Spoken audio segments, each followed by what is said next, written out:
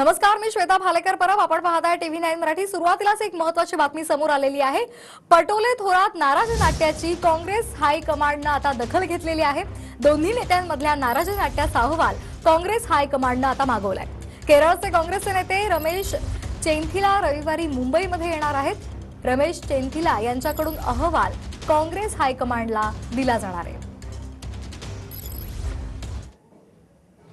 माध्यमांनी आणि बीजेपीला नागपूर आणि अमरावतीमध्ये जी हार पचवता आली नाही त्याचं जे वातावरण पूर्ण देशभरामध्ये जे पसरवण्याचं काम झालेलं होतं आणि म्हणून हायकमांडनी त्याची नोंद घेतली आणि वास्तविकता काय जे काही वातावरण पसरवलं गेलं होतं ते वास्तविकता खरी आहे की खोटी आहे हे बघण्यासाठी आमचे रमेश चेन्थिलाजी या ठिकाणी येतात आहेत.